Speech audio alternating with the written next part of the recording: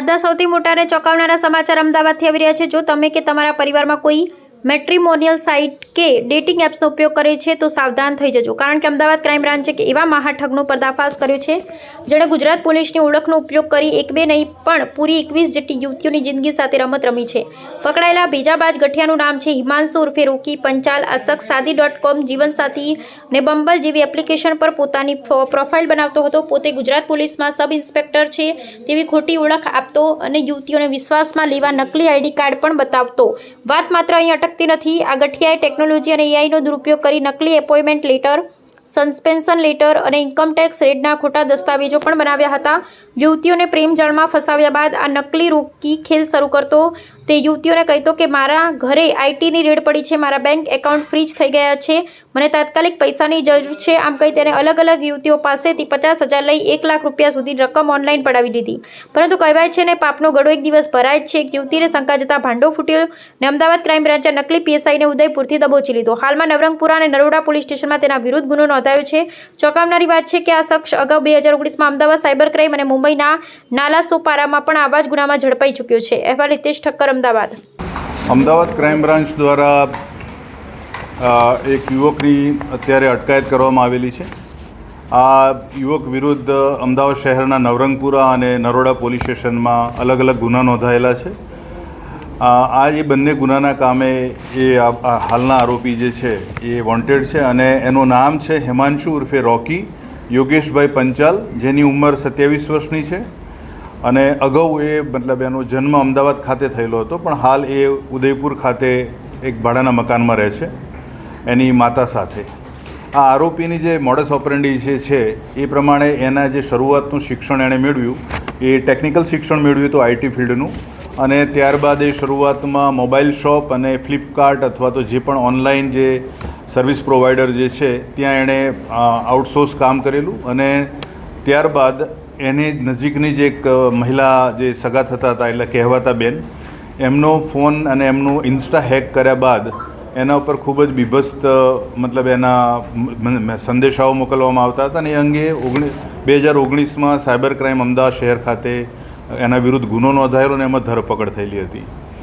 આ આરોપીની જે મુખ્ય એમો છે એ પ્રમાણે શરૂઆતમાં એ સાદી.com, જીવનસાથી.com, બંબલિંગ, પ્રૂ, ક્લિયરિટી ટોક, ફોવેર અલગ અલગ પ્રકારની જે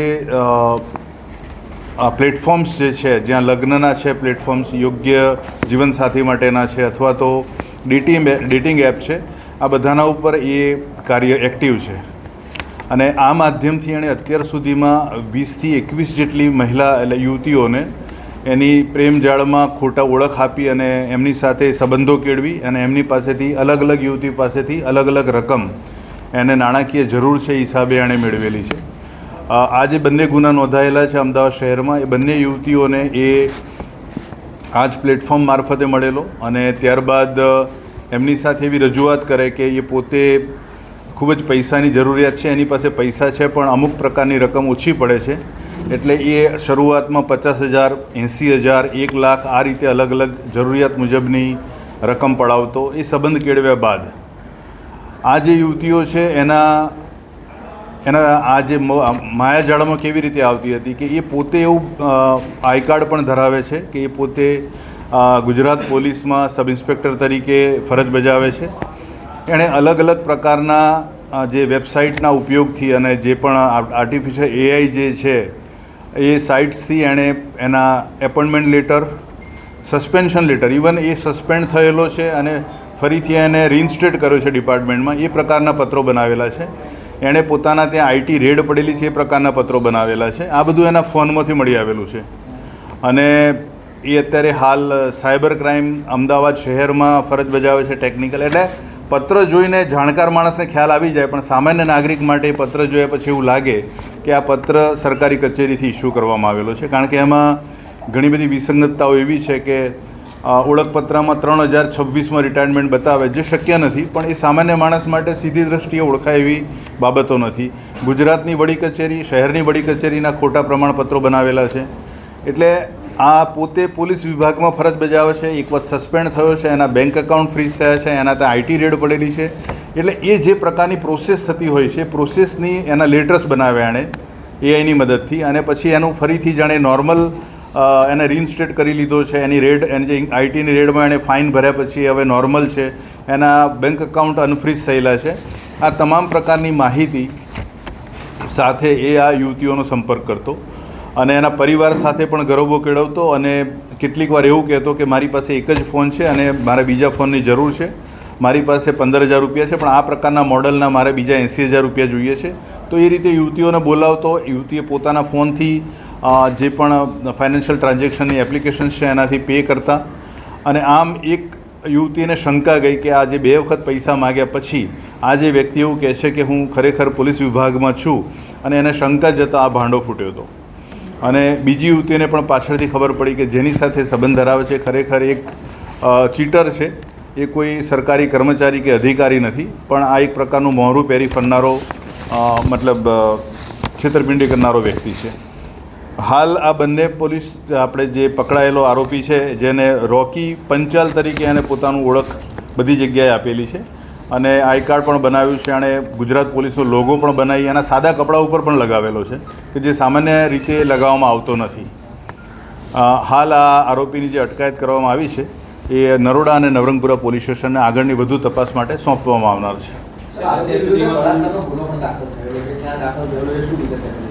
અગાઉ આ જે આરોપી મુંબઈ નાલાસોપારા ખાતે એક યુવતી સાથે સંબંધ ધરાવતો હતો, અને યુવતી સાથે અલગ અલગ જગ્યાએ એ રોકાયેલો હોટલ્સમાં, અને ત્યારબાદ યુવતીને પણ એની સાચી ઓળખની માહિતી મળતા એણે ત્યાં ગુનો નોંધાયેલો અને એમાં એ અટક થયેલો, અને જામીન પર છૂટ્યા બાદ પણ ફરીથી એણે પુનઃ આ જ પ્રકારની પ્રવૃત્તિ ચાલુ કરેલી.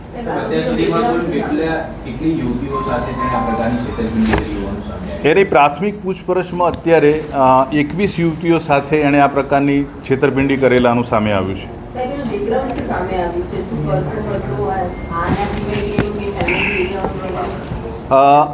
એના પિતા હયાત નથી, એ અને એની માતા 2 જ જણા છે, અને એમના પારિવારિક જે છે તો એના કોઈ પણ વ્યક્તિ સાથે આ માતા અને પુત્રને કોઈની પણ સાથે સંબંધ નથી. એનું મુખ્ય કારણ એ છે કે આ લોકો બધાની સાથે વિશ્વાસભંગ અને છેતરપિંડીની પ્રવૃત્તિ કરે છે, એટલે એમના તમામ સ્વજનો આ લોકોથી કોઈ સંબંધ રાખતા નથી. થોડા સમય માટે એ લોકો દરિયાપુરમાં રોકાયા હતા, ત્યારબાદ એ લોકો ઈસનપુર ખાતે રોકાયા હતા, અને પછી આ પ્રકારની પ્રવૃત્તિ વધતા થોડો ટાઈમ માટે હાલે ઉદયપુર ખાતે દાવજી કી વાડીમાં એ લોકો ભાડેથી મકાનમાં રહે છે.